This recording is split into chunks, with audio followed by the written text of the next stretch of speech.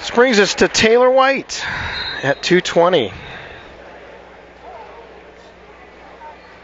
The upper end of the lineup is doing a good job.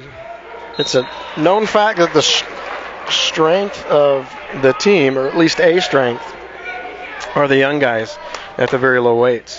So it's nice to see the great start from 160 on up. It's going to be very difficult for Fountain Fort Carson to recover when they get into some of the smaller weights. Taylor takes the initial and the second takedown. That'll be 4 for Taylor White with 1 point for the opponent. Taylor right on the edge has got a good chance if he can pull him back in. He decides to release him. And he will get 2 back points. Fountain Fort Carson for a single point for the escape takes Taylor to the advantage of 6-2 in the first. Taylor again, the high crotch fireman carry and a toss. Right to the back. Taylor may have a tough time rolling him over without getting on the other side. There he goes. He's going to release. Kept a hold of the wrist, but the opponent still scored the escape.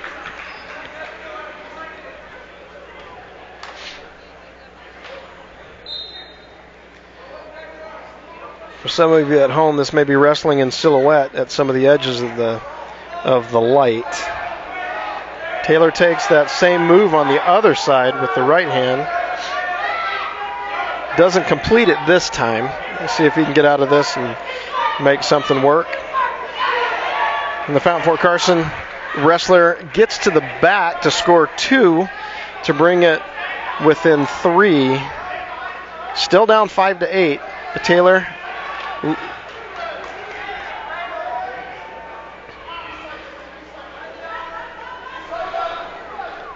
spending the second half of the first period on the bottom.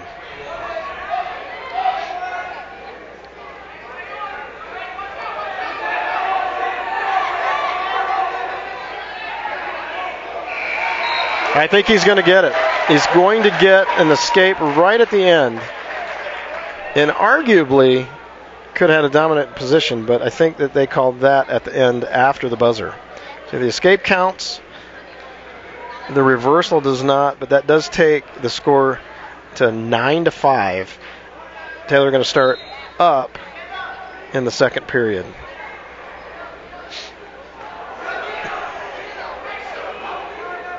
Both these wrestlers at 220 are very tall. At least 6'1" to 6'2" for both.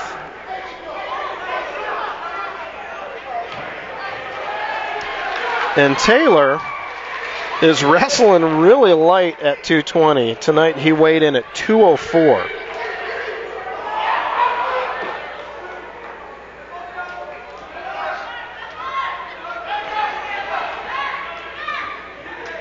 So he's definitely given up some weight. Not sure what the opponent is tonight, but looks to be a little closer to the 220 mark than Taylor is, certainly.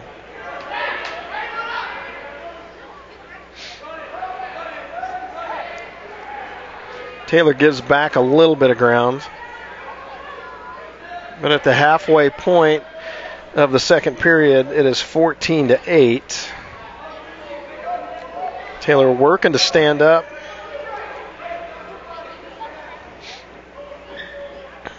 Right at the edge, and they will call them out.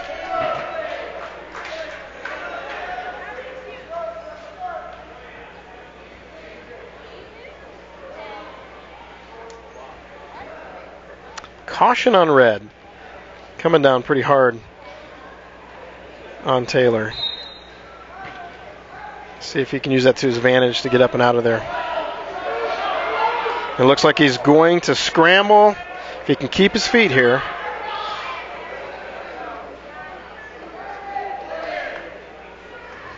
Tiring second period for both wrestlers. Looks like there's a lock We'll see if that's on Fountain Fort Carson, because they will definitely give a point.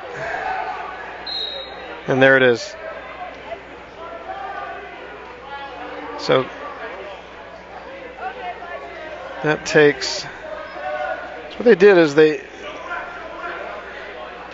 he's going to use an alternate release. So he's going to give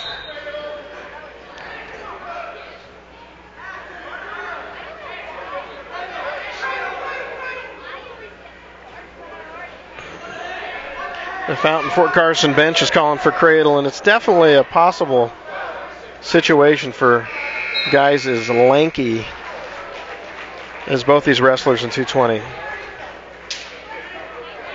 Taylor White, a very, very skilled wrestler at getting the cradle to go.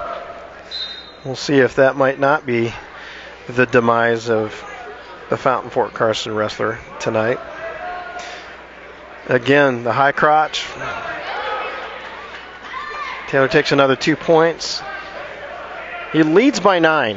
We'll see if he can rack up enough points to get a technical fall. He's going to release.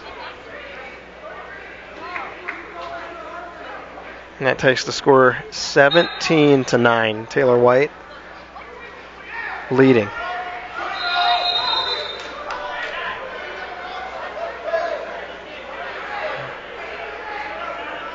With 30 seconds expired in the third, a little bull rush to push Taylor out of bounds.